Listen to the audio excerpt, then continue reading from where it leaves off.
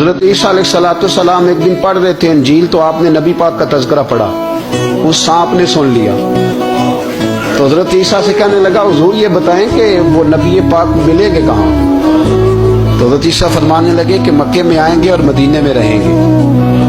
تو کہا ملاقات کیسے ہو سکتی ہے؟ فرمایا چلا جا مکے۔ تو وہ سانپ 600 سال غار ثور میں، اس نے 70 جگہ پہ سوراخ کیے۔ کتنے سال بیٹھا رہا؟ بول کے بتائیے۔ آپ 6 گھنٹے بیٹھ کے دکھائیں، سوال ہی نہیں پیدا ہوتا۔ ہم بڑے کمزور ہو گئے۔ 600 سال تو سانپ بیٹھا رہا، 600 سال اور 70 اس نے سوراخ کیے غار ثور میں، لیکن وہ بھی عاشق تھا نا۔ اور یہاں معاملہ یہ تھا کہ ابوبکر صدیق دعا مانگ کے گئے تھے کہ میں نے کسی کو موقع نہیں دینا، ایک میں ہوں گا دوسرا میرا یار ہوگا۔ وہ غار ثور کی تو لذت یہ والی تھی، ایک میں ایک میرے محبوب۔ اس نے 70 سوراخ کیے ہوئے تھے۔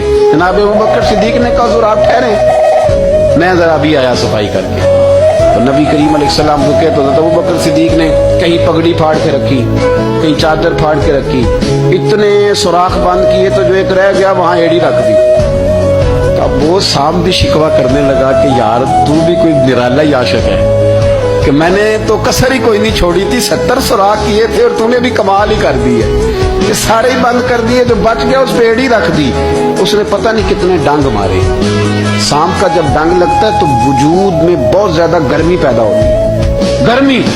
حضرت ابوبکر صدیق کے بارے میں ہمارے شارحین نے لکھا روئے نہیں، وجود اتنا گرم ہوا کہ آنسو ٹپک پڑے۔ نبی کریم صلی اللہ علیہ وسلم نے فرمایا ہٹا نا ذرا پیر، پھر انہوں نے ہٹایا تو میرے مصطفیٰ میں لعاب دہن لگایا۔ مولانا معین الواعظ کاشفی رحمۃ اللہ علیہ فرماتے ہیں کہ جب انہوں نے قدم ہٹایا نا تو پھر وہ سانپ باہر نکلا، اپنا سر نکالا اور کھڑا ہو کے حضور کا دیدار کرنے لگا۔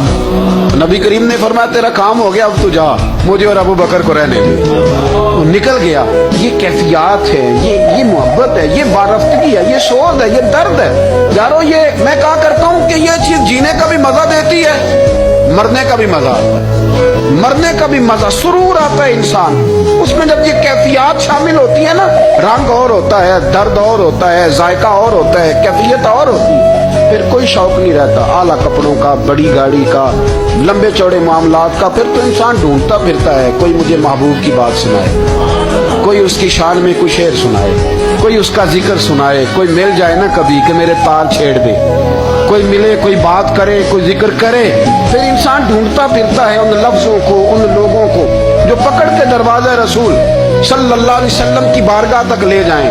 بڑا پیار کیا میرے قریب محبوب۔